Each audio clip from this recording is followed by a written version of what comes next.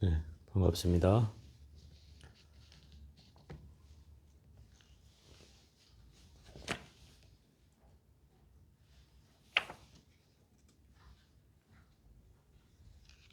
자, 26쪽에 펴십시오.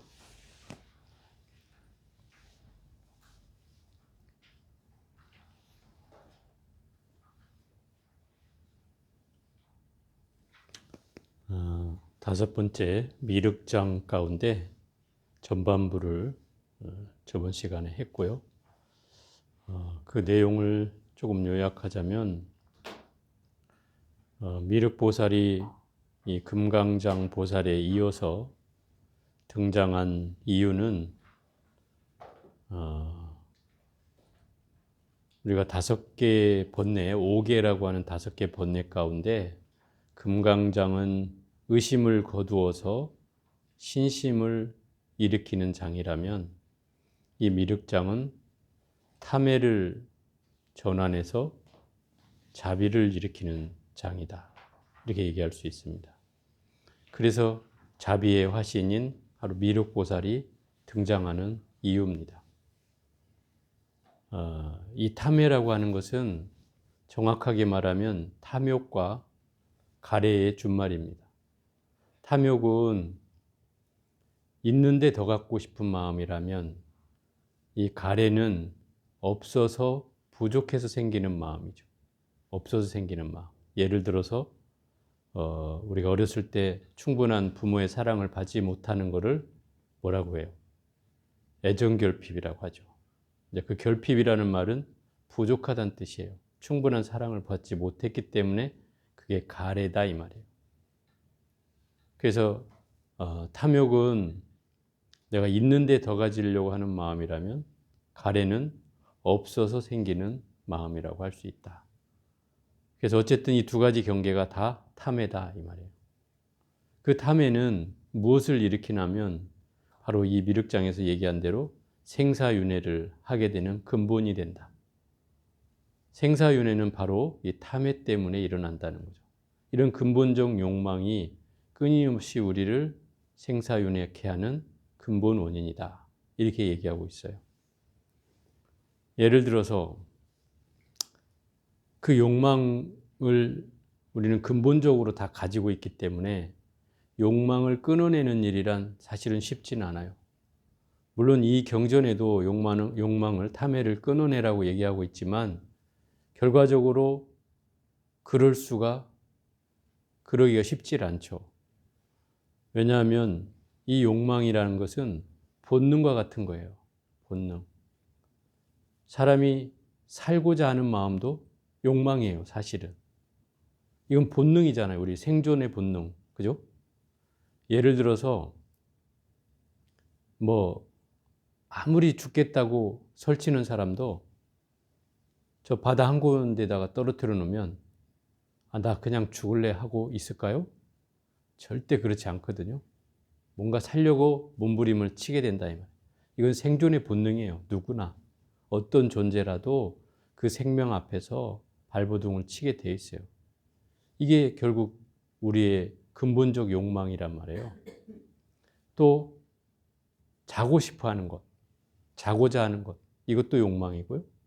또 먹고자 하는 것, 이것도 욕망이죠. 끊임없이 우리에게는 이런 욕망들이 있어요. 그런데 이 욕망을 끊어내라. 그러면 부처가 된다. 이렇게 말하면 내가 음식을 먹고 싶은 걸 먹고 차라리 성불을 안 하고 말지. 이거를 내가 욕망을 제어한단 말이야. 끊어낸단 말이야. 이렇게 하고 욕망을 끊어내지 않기가 쉽지는 않죠. 그래서 이런 의미로 본다면 욕망은 근본적으로 어려운 거예요. 그런데 이 장에서는 구체적으로 미륵보살이 등장해서 욕망을 끊어내기를 부처님은 얘기하고 있지만 결국 미륵보살이 등장한 이유는 바로 이 탐해라고 하는 개인적 욕망을 자비로 중생의 원력으로 전환하라는 거예요. 이게 핵심이에요. 우리가 욕망을 끊어내기는 쉽지 않으니 바로 이 탐해를 자비로 전환하라. 그럼 탐해를 자비로 전환하는 방법은 이런 거죠. 탐해는 내가 개인적인 나의 이익을 위해서 하는 게 탐해라고 한다면, 자비는 모든 사람의 이익을 위하는 거예요. 그걸로 전환하는 거예요. 이래도 쉽게 이해가 안 되면, 엊그제 누가 물었어요. 자기는 곱창이 먹고 싶은데 그 욕망을 그럼 어떻게 자비로 전환하냐, 이렇게 물었어요. 굉장히 구체적인 사례죠. 제가 그랬어요. 그렇다면 많은 사람에게 그 곱창을 사주면 된다. 많은 사람에게. 그럼 많은 사람에게 사준다는 것은 결국 내 개인적인 욕망을 다른 모든 사람에게 실현시키는 거잖아요. 그죠? 이게 자비로 전환되는 방법이다. 그리고 그렇게 되면 나의 실상의 그 욕망이 사라진다. 먹고 싶은 욕망이 그 모든 사람에게 의해서 해소가 된다, 이런 얘기죠. 그래서 제어가 되기도 한다는 얘기예요. 그래서 이 욕망을 그 자비로 전환하는 것은 다시 생각해 보면 그렇게 어렵지만은 않다는 거예요. 그래서 실상으로 탐해와 그 탐진치, 그런 욕망을 다스리기는 어렵지만 어쨌든 이 자비로 전환하는 건 바로 이 미륵보살이 가르쳐주는 방법이라고 하는 거죠. 자, 26쪽에 중간쯤에 선남자여 보살은 오직 대비의 방편으로서 모든 세간에 들어가서 깨치지 못한 일을 깨우쳐주고 갖가지 형상을 놔두어 역경계와 순경계에 따라 그들과 같은 일을 하며 교화해서 성불하게 하니 모두 무시일의 청정한 원력에 의함이니라.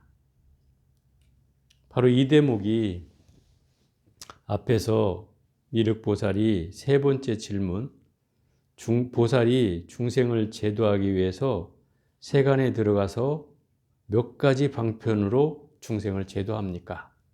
이런 질문에 대한 대답이에요. 몇 가지 방편으로 중생을 제도하냐 물으니까 보살은 첫째, 오직 대비의 방편으로서 세간에 들어가 깨치지 못한 일을 깨우쳐주고, 이게 첫 번째 방편이에요. 대비의 방편이라는 말은 이런 거죠. 보살이 중생 속으로 들어가서 중생을 깨우쳐주러 들어간다, 이 말이에요. 그런데 이게 자기 보살의 개인의 이익과 욕망을 위해서가 아니라 중생을 제도하겠다는 대비심으로 중생 속으로 들어간다, 이 말이에요.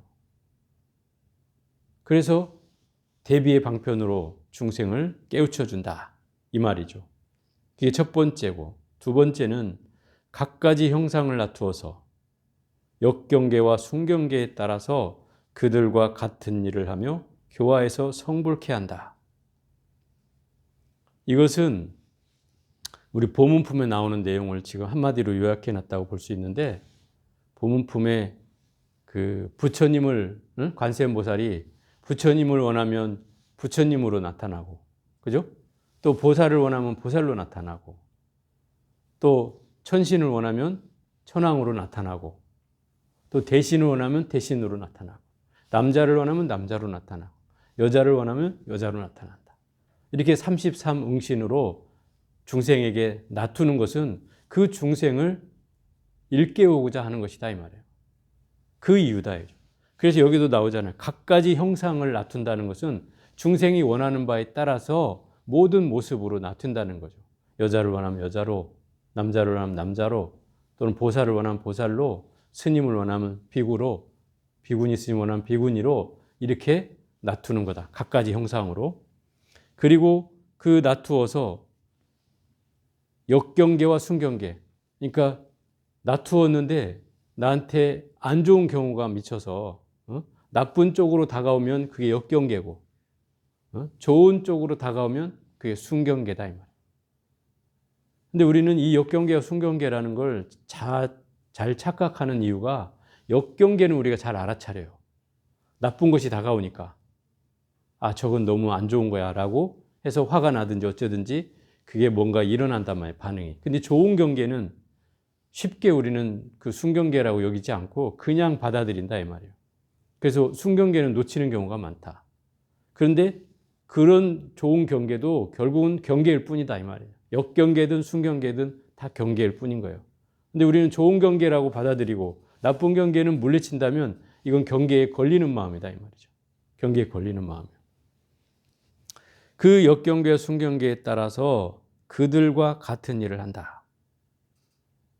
그게 좋든 싫든 간에 그 중생들이 하고 있는 일을 내가 같이 하면서 그들을 교화한다 이 말이에요. 이걸 이제 동사섭이라고 해요. 동사섭. 동사섭은 보살이 중생에게 향하는 마음 가운데 네 번째 단계로 제일 어려운 것 중에 하나인데 그들과 함께 일을 하면서 그들을 교화하는 방법이 바로 동사섭이에요. 그러니까 예를 들어서 뭐 시장에서 일을 하면 시장에 나도 같이 가서 일을 하면서 그를 도와주면서 그를 깨우치고 또 허드렛 일로 모래를 들고 나르면 나도 허드렛 일을 모래를 들고 나르면서 그를 깨우치고 공사장에서 일을 하면 공사장에 가서 같이 일을 하면서 그를 깨우치는 이게 동사섭이다 이 말이에요.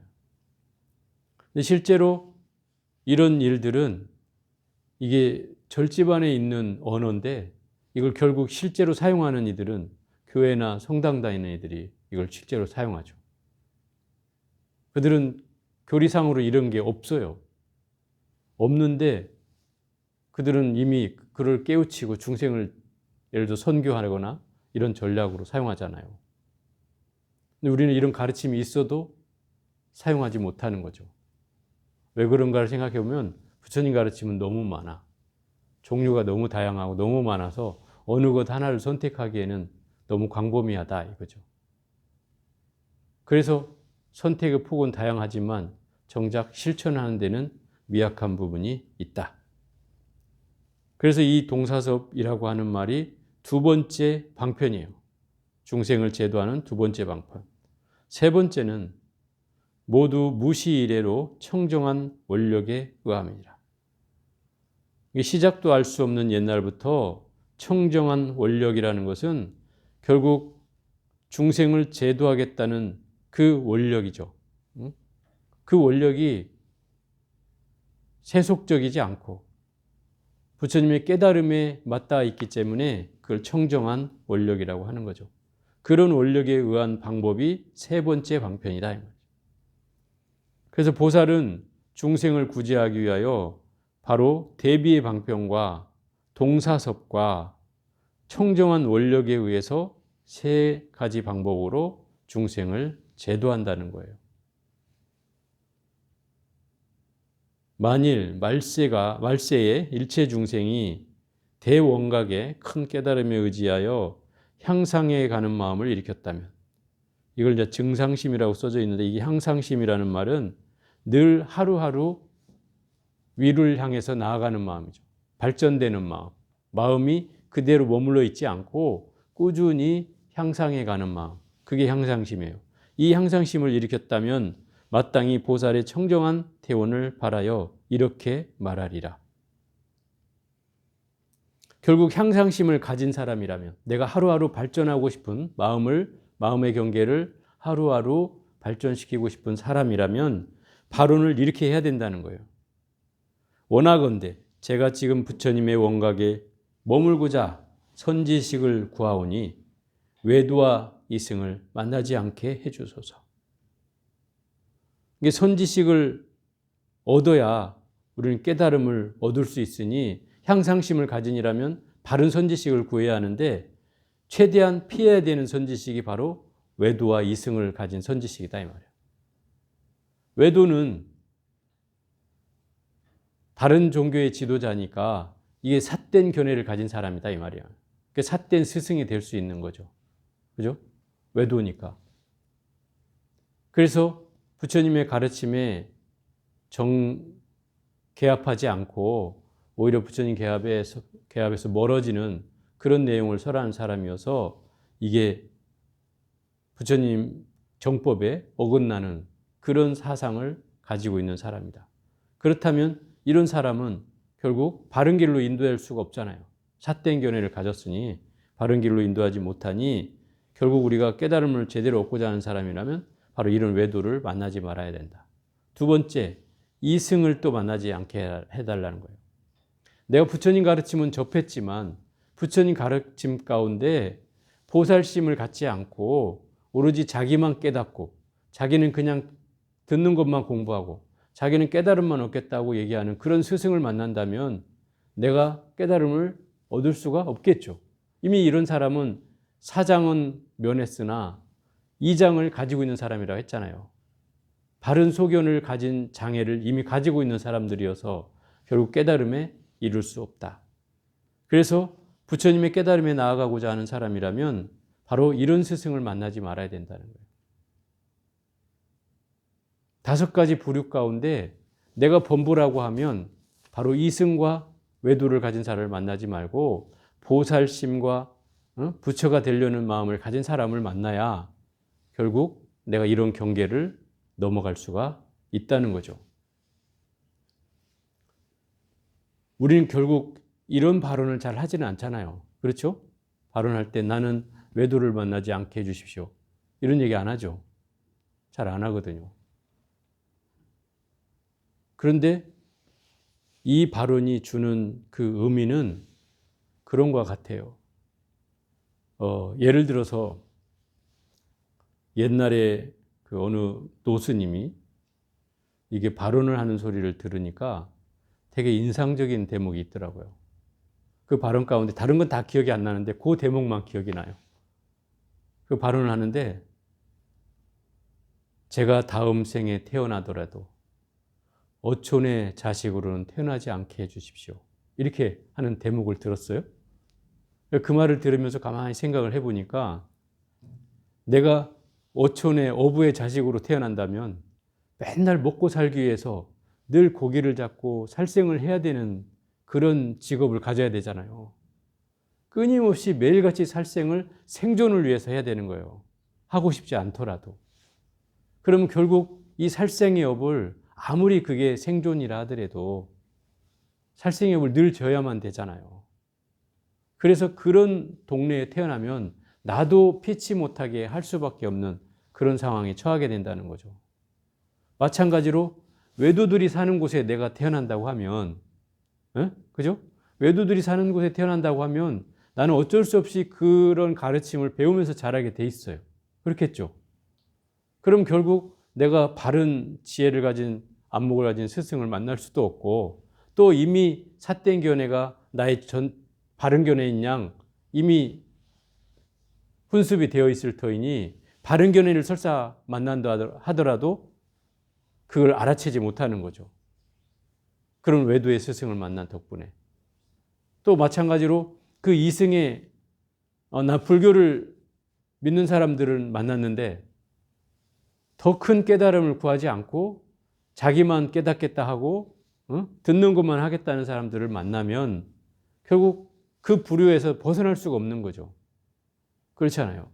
옛날에 사리불 목건년이 처음에 부처님을 만나기 전에 산자야 벨라리부타라는 그 회의론자 그를 만나서 스승으로 삼았어요. 근데 이 사람은 말을 요리조리 피해 나가는 것을 가르쳐주고 또 마음의 경계도 시원스럽게 뭔가를 꿰뚫어 본 건 아니지만 물론 어느 단계는 있었죠. 근데 이미 두 사람은 그 단계를 다 넘었는데도 더 이상의 진전이 없으니까 스스로 회의를 가졌어요. 사리불 목건년이. 그래서 아마 우리 스승보다 더 훌륭한 사람이 있을 것이다. 만약에 우리 둘 중에 누구라도 그런 사람을 먼저 만난다면 나는 가감히 버리고 갈 터이니 꼭 알려주기로 하자. 그리고 사리불 목건이 친구예요. 서로 약속을 해줘.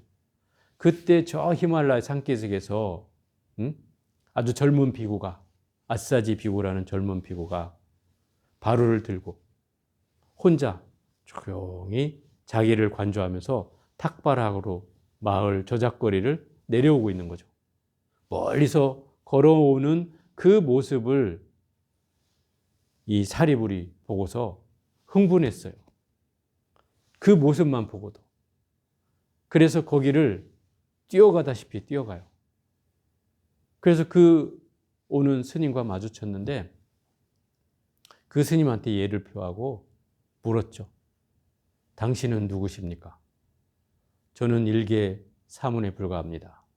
당신의 스승은 누구입니까?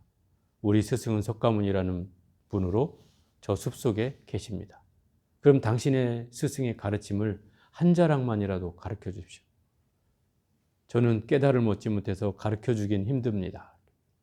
아니, 들은 내용 한 가지만이라도 얘기해달라.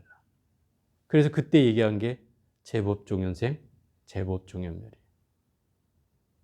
모든 법은 인연에 의해서 나고 인연에 의해서 사라지느니라. 이 말 한마디밖에 안 했는데 사리불은 거기서 무릎을 치는 거예요. 그리고 거기서 이미 반은 깨달은 셈이 된 거예요. 그때로부터 막 흥분해가지고 목련존자한테 막 뛰어가는 거죠. 목련존자는 가만히 앉아 있는데 사리불이 뛰어오는 그 발걸음 소리만 듣고도 이건 무슨 좋은 일이 있다라고 한 거예요. 그래서 사리불이 그 얘기를 전하자 이미 목련존자도 그 자리에서 바로 반은 깨달음을 얻고 그 스승을 찾아가는 거예요. 석가모니를. 그래서 석가모니를 만나자마자 거기서 바로 아라한이 돼요. 한순간의 경계를 넘는 거죠. 이런 분들이었어요. 그러니 우리가 다른 스승을 만나면 결국 아무리 훌륭하다 해도 바른 안목을 가질 수가 없기 때문에 깨달음을 얻기가 힘들다는 거예요. 그래서 그런 스승을 안 만나기를 바론해야 우리가 그런 스승으로부터 벗어날 수 있다는 거예요. 설사 그런 환경에 놓여 있더라도 내가 그걸 안 만나기를 바론하면 그 환경에서 벗어날 수 있어진다는 뜻이에요. 그래서 이런 발언도 우리는 어쩌다가 내 발언에다가 추가해서 할 필요는 있다 이 말이에요. 왜? 나의 상황을 쳐다보고 나도 만약에 그런 상황에 늘 놓이는 사람이라면 또 여러분들도 이 공부를 만나기 전에 수도 없이 헤매했잖아요. 여기저기 다 다녔잖아요. 그럼 그런 경계보다 더 나아진다고 하면 어쨌든 이런 스승을 만나지는 말아야 한다 이 말인 거죠. 원력에 의지하여 수행해서 점차 모든 장애를 끊게 되면 장애가 다하고 원력만이 가득해져서 곧 해탈의 청정한 법전에 올라 대원각의 묘한 장엄세계를 증득하게 되느니라.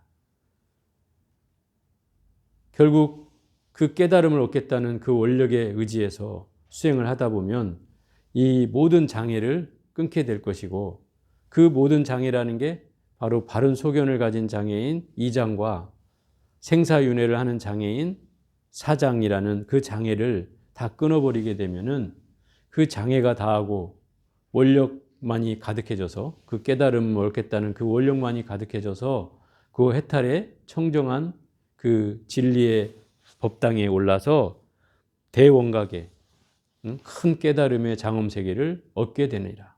바로 부처의 세계로 올라가게 된다 이 말인 거죠. 그래서 중요한 게 바로 그 두 가지 장애를 끊는 거예요. 그 두 가지 장애가 바로 이장과 사장이라는 거예요. 그때 세종께서 다시 이 뜻을 펴시고자 개송으로 이르셨다. 미륵이여 마땅히 알라. 모든 중생이 대해탈을 얻지 못함은 탐욕으로 인한 까닭에 생사 속으로 떨어진다네. 결국 중생이 성불하지 못하고 불도를 이루지 못하고 해탈을 얻지 못하는 것은 바로 그 원인이 탐욕 때문이라면 탐해 때문에 그 탐해가 날 끊임없이 생사윤회하게 하는 씨앗이 되기 때문에 그로 인해서 우리는 그걸 벗어날 수가 없는 거예요. 그럼 탐욕을 다스려야 그죠? 탐욕을 다스려야 될 터인데 여기서는 탐욕을 끊어내라고 얘기는 하고 있다 이 말이에요. 그래서 이 두 번째 구절도 미움, 사랑과 더불어 탐진치를 끊어낸다면 어느 성품도 차별치 않고 모두 불도를 이루게 되리라. 이걸 끊어낼 수만 있다면 어느 성품이라는 것은 그거죠. 범부종성, 이승종성, 보살종성, 부정종성, 외도종성까지 어느 성품이라도 이 미움, 사랑과 더불어 탐진치를 끊어내기만 한다면 그들은 다 불도를 이룰 수 있다 이 말이에요. 어느 성품이라도 끊어낼 수만 있다면. 그런데 우리가 이 미움, 사랑이라는 것을 말은 하지만 쉽게 끊어지지가 않는 거잖아요. 제가 늘 이렇게 얘기하죠. 사랑과 미움은 둘이 아니다. 원래 한 뿌리에서 나왔다. 어? 한 뿌리에서 나왔다. 그게 왜 한 뿌리냐면 이런 거예요. 미움은 사랑에서 나와요. 그걸 내가 다시 한번 설명해 볼게요. 사랑하는 사람에게서 미움이 일어나요.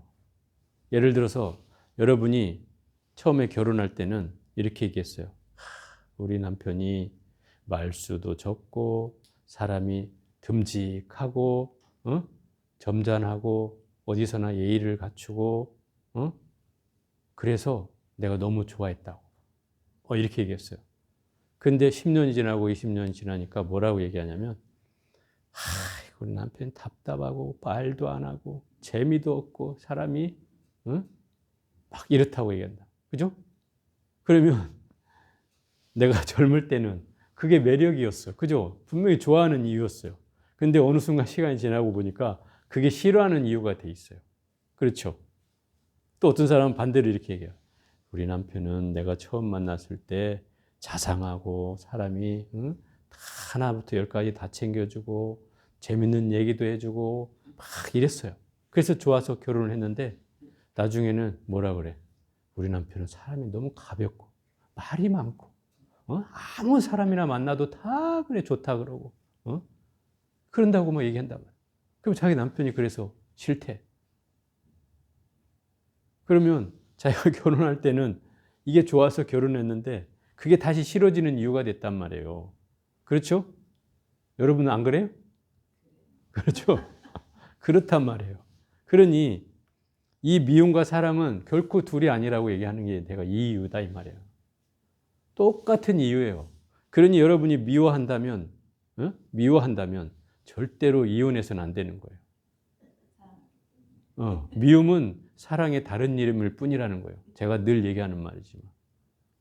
왜? 미워하는 사람은 만약에 이혼하면 100% 후회해요. 100%. 나중에 펑펑 울어.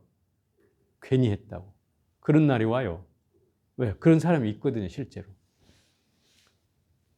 그래서 그런 경계예요. 그러면 미움과 사랑이라는 것이 끊어내지려면 어떤 경계냐면 미움과 사랑에 대한 것이 하나라는 사실을 알아야 된다는 거예요. 불이다면 불이. 둘이 아닌 거예요, 이게. 사랑과 미움은. 결코 둘일 수 없는 거예요. 예를 들어서 내가 좋아하고 싫어하는 것 또한 둘이 아니에요. 또 옳고 그른 것 이것도 둘이 아니에요. 우리 이런 경계를 알아야 돼요. 자, 지금 여기서 우리가 탐해를 자비로 전환하라고 했어요. 탐해와 자비는 둘이겠어요? 둘이 아니에요. 번뇌와 보리가 둘이겠어요? 이것도 둘이 아니에요. 왜? 보리는 번뇌에서 나오는 거예요. 왜 번뇌에서 나와요? 번뇌가 있기 때문에 보리를 얻는 거예요. 번뇌가 없다면 보리를 얻으려고 누가 얘기하겠어요? 그러니 보리는 번뇌가 바로 씨앗이 되는 거예요. 마찬가지로 여기서 말하는 탐진치, 어리석음은 지혜의 씨앗이에요. 네? 지혜와 어리석음이 둘이 아니란 말이에요. 어리석으니까 지혜를 얻으려고 하는 거잖아요. 둘이 아니에요, 이게. 그래서 우리가 이런 경계를 하나라는 사실을 알아채면 이 도리가 결국 끊어내는 경계가 되는 거예요. 탐진치를 넘어서는 경계, 미움과 사랑을 넘어서는 경계가 되는 거예요. 둘이 아니란 사실을 알게 될 때. 이게 우리가 깨달을 수 있는 첫 번째예요. 절대 둘이 아니에요. 그래서 우리가 좋아하는 건 너무 좋아하죠. 그냥 좋아하는 것만 보면은 그냥 당연히 우리 얼굴에 미소가 져지고 지극지극한 눈빛을 바라보고 누구든지 이렇게 좋아하면 그런 감정을 가져요. 근데 싫어하면 반대로 어떻게 돼요?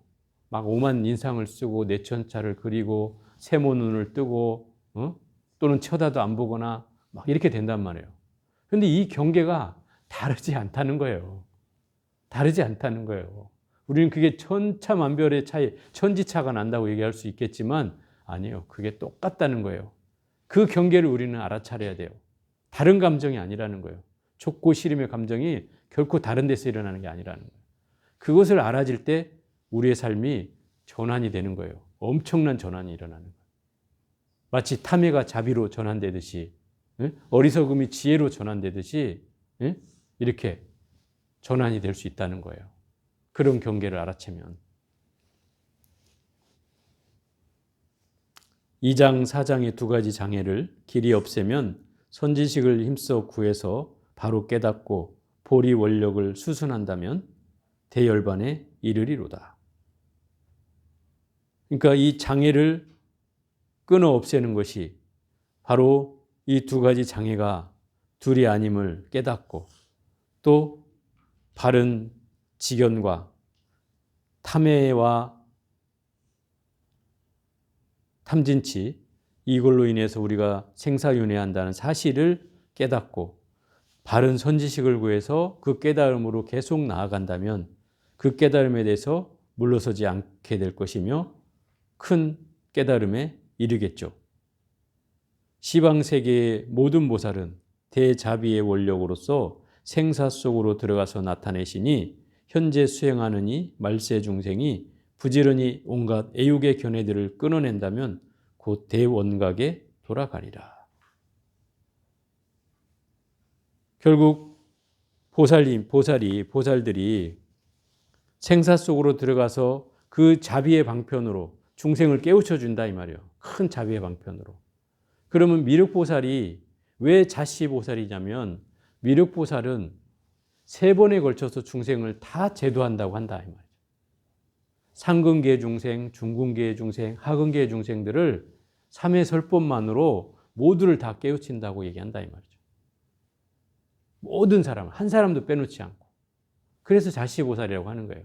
근데 부처님은 어느 경전에 보면 그런 얘기가 나오잖아요. 오역죄를 지은 죄인은 제외한다. 뭐 무량수경인가 보면 그렇게 나와요. 물론 뭐 그것이 어느 경제는 그런 말이죠. 어느 경제는 또 그런 사람이라도 다 성불할 수 있다 이렇게 얘기하기도 하는데 어쨌든 이 미륵보살은 이 3회 설법을 통해서 모든 사람을 다 구원한다고 얘기한다.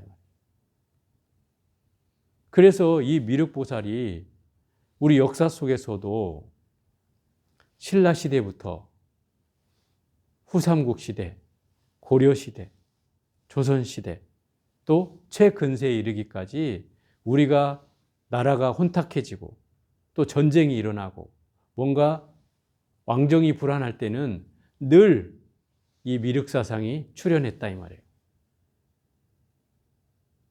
그러면 이 미륵 부처님이 언제쯤 오시는 것이 더 맞을까요? 이미 그러면 저 삼국시대의 미륵사상을 얘기했던 분들은 이미 삼국시대에 왔어야 되는 거잖아요. 그죠? 또 자칭 자기가 미륵이라고 얘기했던 애꾸는 궁에는 이미 자기가 미륵이었으니까 그럼 미륵시대가 벌써 왔었어야 되는 거죠. 고려시대 때, 후삼국시대 때. 또 뭐 고려시대, 조선시대, 심지어 근세에 이르기까지 미륵신앙이 있어 왔다 이 말이에요. 그럼 석가모니 시대는 끝났나요? 예를 들어서 이렇게 돼 있어요. 미륵경에 보면은 미륵부처님 언제 오시냐 하는 말에 56억 7천만 년 후에 미륵부처님이 하생한다. 이렇게 돼 있어요. 그럼 56억 7천만 년이라는 것을 이게 뭐 우주적 시간인지 아니면 뭐 현재 우리 그 지구상에 보여지는 시간인지는 정확히 알 수 없지만 어쨌든 우리가 세간에서 얘기하는 그냥 현실적 생각으로 그죠? 현실적 생각으로 56억 년이라고 하는 시간은 우리가 지금 상상하는 시간으로 보면 너무나 큰 시간이죠. 긴 시간이 상상할 수도 없는 긴 시간이잖아요. 그러면 결국 내세불인 미륵불은 50억 년이라는 시간이 지난 뒤에 오는 분이죠. 그러면 현재 석가모니 부처님은 지금 시대가 우리가 2568년을 살고 있으니까 그 2500여 년 정도밖에 안 된 거예요. 그죠? 석가모니 시대는. 그러면 앞으로 50억 년이란 시간 동안 석가모니 시대란 뜻이죠. 그렇죠? 내세불이 56억 7천만이라 하니까. 그러면 앞으로 50억 년 동안은 석가모니 시대인 거예요. 그렇죠? 그런데 우리는 항상 늘 아까도 말했듯이 전쟁이 일어나거나 왕정이 불안해지거나 사회가 혼란스러워지면 이 미륵사상이 출현을 했다 이 말이에요.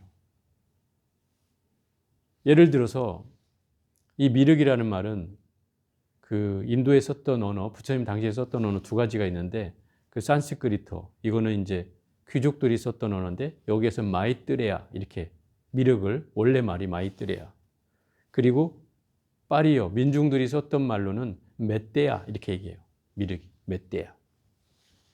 그리고 이 메떼야라는 말을 어느 언어학자가 서양에서 얘기하는 메시아의 어원이 바로 이 메떼야에서 이루어졌다는 거예요. 그렇게 분석한 학자가 있어요.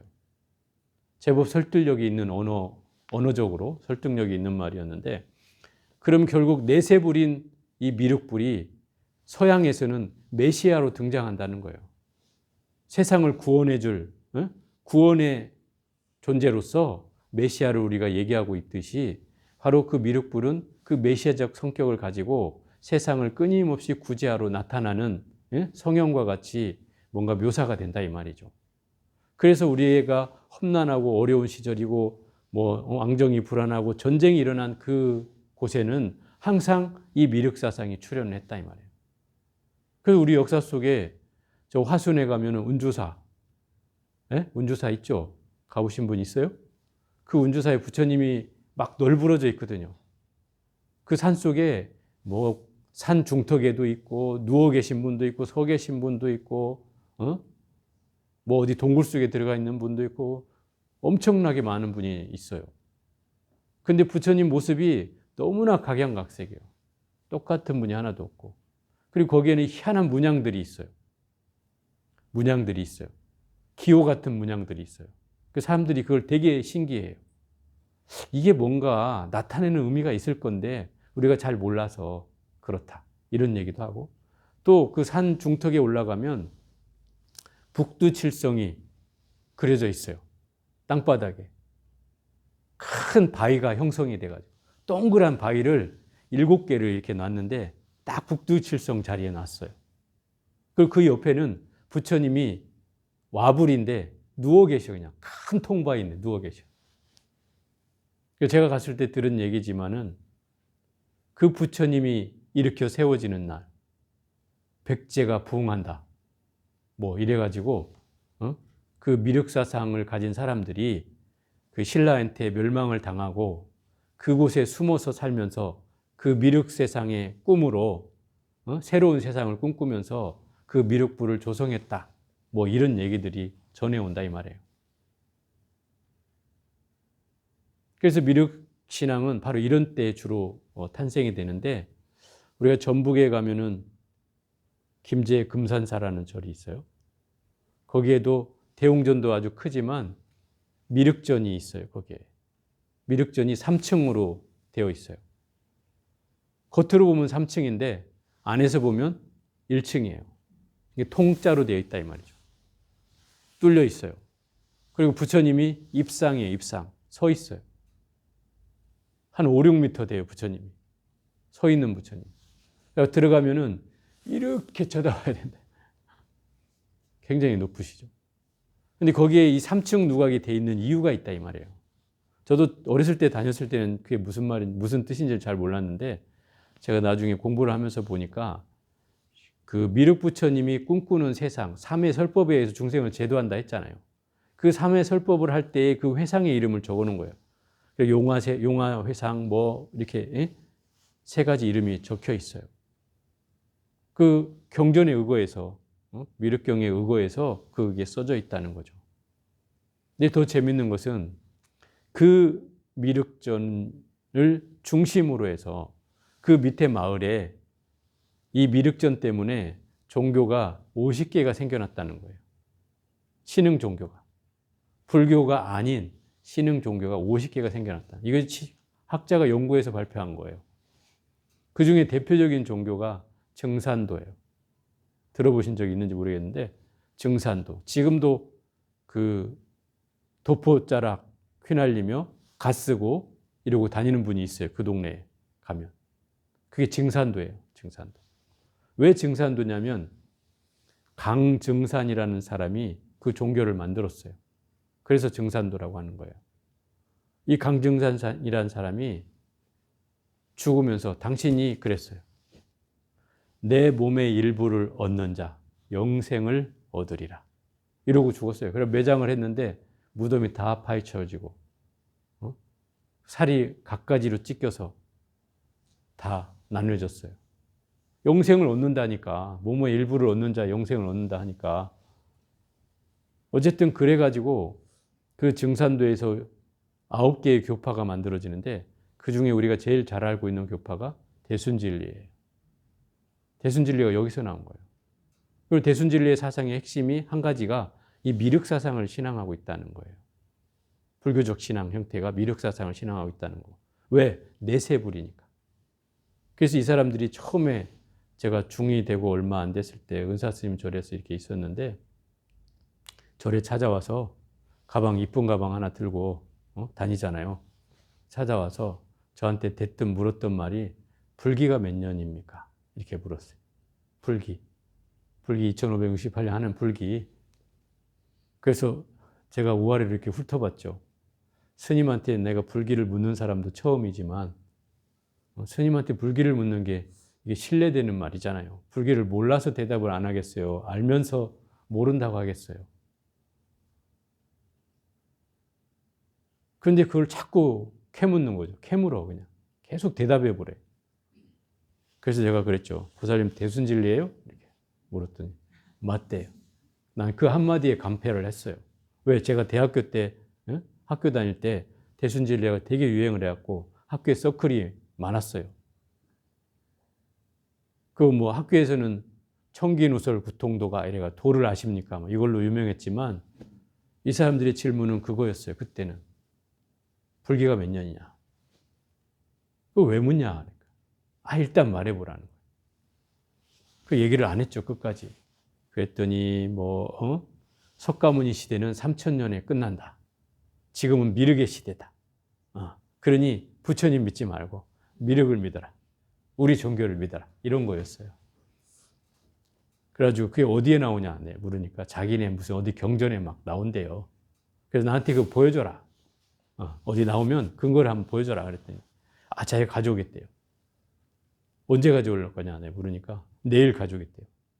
그 내일 안 오더라고. 안 와. 그 뒤부터 안 왔어요. 근데 어쨌든 제가 이 말씀을 드리는 것은 이 미륵이라는 신앙은 과거로부터, 그죠? 우리 역사 속의 삼국시대로부터 지금 근세에 이르기까지 우리는 끊임없이 이 미륵 사상을 발현하고 있다는 거예요. 미륵 신앙 형태도 나타나고 심지어 다른 신흥 종교에서도 미륵 사상을 자기 신앙의 주된 걸로 삼고 있다 이 말이죠. 그럼 과연 미륵은 언제가 맞느냐 이 말이에요. 네? 지금 우리가 미륵장을 공부하니까 지금 생각나서 얘기하는 건데 분명히 제가 아까 얘기했잖아요. 경전에는 56억 7천만 년 후에 미륵 부처님이 하생한다. 그러면 이 사람들은 무엇을 믿고 이렇게 얘기하는 거냐 이 말이죠. 아까 그 강증산이라는 사람도 왜 부처님은 3000년 만에 끝난다고 얘기하냐면 그 근거는 이런 거예요. 우리 그 금강경에 후 500세 나오죠. 후 500세. 예를 들어서 부처님의 시기를 5시기로 나누어서 500년씩 5시기가 나와요. 부처님 생존하는 시기부터 500년 동안 또 그 500년 후부터 500년 동안 또 500년 후부터 500년 동안 이게 5시기까지가 불법이 말법 시대로 나눠지는 거예요. 정법 시대에서부터 말법 시대까지 5시기로 나눠지는데 그 5시기를 도와보면 거의 3000년이 되는 거예요. 2500년 해가지고 3000년이 되는 거예요. 그걸 근거로 하는 거라고 생각이 들고 또 하나는 우리가 재밌는 것은 한 30-40년 전에 불기를 한 40-50년 전인가? 불기가 1960 몇 년도에 다시 제정이 됐어요. 그러니까 60 몇 년도면 지금 40년이 아니구나. 60-70년 됐네요. 제가 계산을 잘못해. 한 70년 전에 그 절에 새로 건축한 뭐 기념비나 표석이나 달이나 뭐 이런 걸 놓게 되면 불기 몇 년 이렇게 쓰잖아요. 거기에 그때 당시에는 2900 몇 년이라고 써 있었단 말이에요. 그 당시에, 그러니까 1930년, 40년, 50년 요때에 아마 여러분들이 그때 건설되어 있는 건물들이나 뭐 표석이나 이런 데를 잘 보면 불기 2900 몇 년이라고 써져 있어요. 그때까지 그렇게 썼다는 거죠. 우리나라만. 그런데 1960 몇 년도에 나라마다 이 불기가 다 틀리니 이걸 통일하자. 이래가지고 전국의 세계에서 이제 불교도 협의회를 맺어가지고 거기에서 새로이 제정을 한 거예요.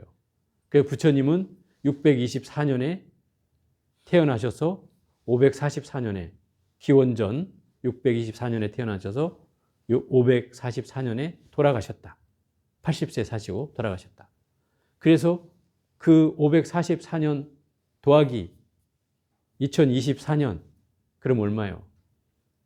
2568년이 되는 거예요. 그래서 이해가 되죠? 이렇게 이제 불기를 새로 정했단 말이에요. 그러니까 어떻게 보면 그 사람들이 말하는 우리가 2900 몇 년이었을 때 만약에 3000년으로 끝난다 했으면 미륵의 출현이 당연히 맞겠죠. 그렇죠? 맞겠죠. 그렇지만 이 미륵경전에는 56억 7천만 년이라고 나오고 있다. 이런 거예요.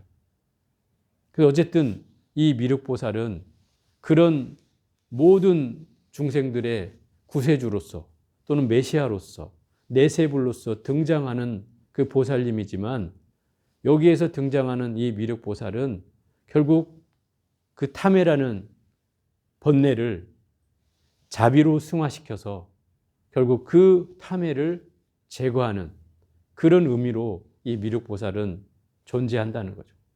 여기에 등장한다 이 말인 거예요. 그래서 이 미륵보살이 가지고 있는 그 위상은 바로 이런 뜻이다 이 말이죠. 그래서 우리가 가지고 있는 미륵신앙의 형태도 끊임없이 어려운 시기에 뭔가 새로운 희망의 어떤 대상으로서 존재했던 미륵이라면 우리에게 존재하는 미륵은 바로 이 탐해를 자비로 전환하는 그런 보살로서 이 자리에 등장되는 이유다 이 말입니다. 자, 오늘은 여기까지 해보겠습니다.